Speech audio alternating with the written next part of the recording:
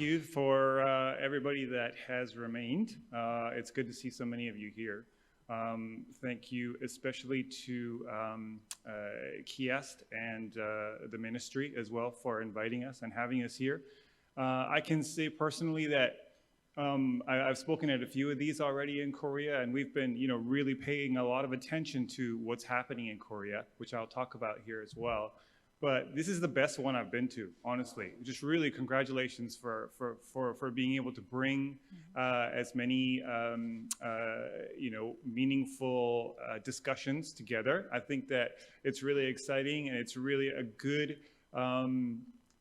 understanding of where Korea is going and how fast it's moving now in Korea with the help of the ministry and with the players that are here. So that's really exciting. I'm going to skip through some of these slides because you guys are professionals by now. You've heard a lot about this stuff. A little bit about us. You've seen some of our work in some of the slides from our partners so far today, but we are a end-to-end vertiport designer, site planner, and also systems and operations. So we actually operate the air side of the vertiport. This we call end-to-end because there's just so many steps. So we will not physically manufacture a vertiport. We will have partners to be able to do that, but it's a big part of what we're doing. But the back end and the ground operations is also a very important piece, which we will talk about. Some of these you saw. This slide really just shows you that we are agnostic. It's not that we are just with our friends at Volocopter or at Joby or Beta or Archer or any of the other ones. We want ultimately for all of the OEM manufacturers to be able to land and be serviced at our vertiports. And so from the beginning, we have had we've reached out to and developed really long-standing relationships with each of these partners. And some of them we are working with currently to be able to integrate their systems with our systems so that we can move forward into the next phases. This is a picture of what Willie spoke about a few minutes ago. It is the Cergy-Pontoise test bed. It's the first of its kind, and we are learning something similar to what you guys are planning to do at the Grand Challenge. We're really excited to see what happens with that, and we know that we are learning a lot from what we are doing at the Cergy-Pontoise site. Originally, our friends from Group ADP, Adrian, was supposed to, I think, be with you guys today. He would have told you that having this on a physical and I guess a live airfield in this operation helps us to really understand a lot of different things, and so we're learning a lot from having this here. This picture was taken when we opened the site, and we had a Volocopter fly there as well. The global trend of the UAM business, as we see it, their interest is growing in the sector. You guys have your Grand Challenge. We have the UK Future Flight Challenge. We have AAM with NASA in the US, and then of course Japan, Osaka 2025, with the 2025 Expo really being a major catalyst to push forward. So I'm really cheering for Busan to be able to win the Expo 2030, and we're hoping that is a catalyst to be able to push us well into this industry as well. The race to aircraft certification, as we see it, is something like this. Obviously, Volocopter is very, very close currently. Joby is close behind, Beta, another great aircraft, and we are just looking forward to working with all of these different aircraft manufacturers. Some of the challenges of being a vertiport designer and operator that we are solving are these regulations. There's standardization. You can see in this picture, you know, the way to handle a one OEM aircraft is not the same as handling another, right? So if Volocopter needs, you know, to have this system put in place to be able to swap batteries really quickly, and they have skids, so they need to move in a certain manner, then our vertiports have to be fitted out with those capabilities. So we can't just have a V painted on the ground and expect for that to be our vertiport. And so we will see standardization, I think, as we go forward. But initially, we are trying to work together with all of our partners to find the best way. Public acceptance is a big one, although after, I think if everybody could hear Willie's speech, I think, and some of the other people who have spoken so far today, I think people would feel a lot safer about flying in one of these. I think we're really getting close. The ecosystem integration is also very important. Somebody else talked about the ecosystem integration. It's not just the vertiport, but it is the airport. It's the surrounding infrastructure as well. Dubai and Paris are front runners for commercial operations. And you know, Skyports is supporting this effort in Paris. We are supporting through technical system integration together with Volocopter and Group ADP. This vertiport testbed, you know, in preparation for these Olympics, I will show you a little bit in this video.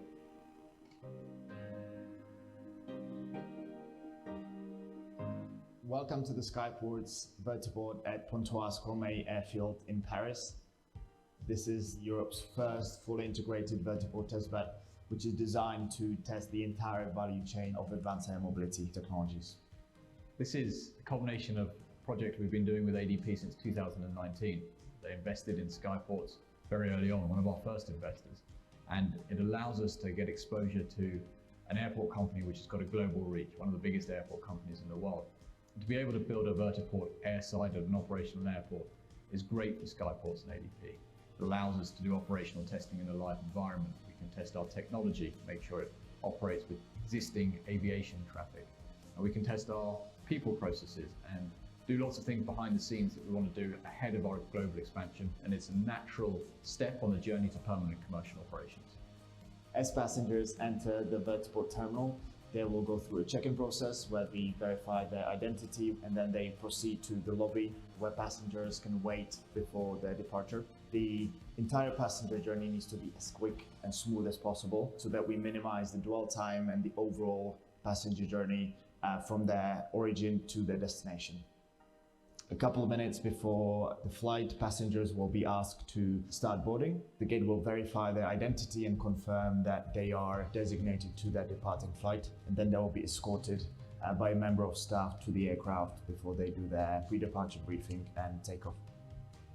This vertiport, whilst on French soil, is a great testing environment for us to translate those learnings to other environments around the world. As we move towards our first operational cities, many of which will be with Group ADP, we can take these learnings, the technology we've got here, and use best-in-class practices in other environments around the world.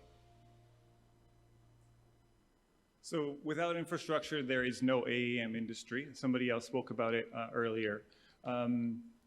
What that means is, you know, people wonder, what does a vertiport operator do? How do you integrate this, and how do you actually make money at it? I'll talk about a little bit about our views on that. So, you know, it's all of these things. It's charging and electrification. You need at least 3 megawatts or more of dedicated power to be able to service a 3 FATO vertiport. You need, you know, passenger management, resource management, and these are the areas where we have intellectual property. These are the areas where we have our product. We have software products. We have systems that are put in place to be able to do this. The vertiport revenues are kind of divided between aeronautical revenues and non-aeronautical revenues. So your aeronautical revenues are very similar to a typical airport: landing fees, ground handling, recharging. A non-aeronautical revenues, your management, your technology, and your advertising and branding. So a vertiport is quite small. It's not the size of an airport, so you're not going to have the commercial side that you typically would have in an airport, which means that, you know, we don't actually want our customers to wait around in the vertiport for an hour to 2 hours shopping. We want them to get on the aircraft and be gone within 10 to 15 minutes of arriving at our vertiport. That means that we are doing our job. That means that we can make this thing lucrative business. To be able to do that, we have what we call a minimum viable product. So what all this is really just, we have built, you know, together with Volocopter, we did the Skyports Singapore vertiport, which is the first in the world. We have our test bed in Paris. We have vertiport in the US in 2 locations, which we use with Joby. We have, you know, upcoming vertiports that we're building commercially in Dubai in that network. And these are all different sizes, and they are for the industry. So we believe that, you know, you make it small first, and you make it very similar modularly to be able to increase in scale. That makes it a viable product. That makes it, you know, it's not like you just build a really beautiful big building and then there's nobody to utilize that space, and there's nobody landing there, right? So we want to be able to build a business model out of this. And yes, we're not going to make money off of 1 or 2 of them, or a network of 4 of them. We are going to be able to make money off of 100 or 1,000 or 10,000 around the world. And so we have made that long bet on this industry. One of the ways that we're integrating into that is that we we operate and own helicopter landing pad. So this is in London.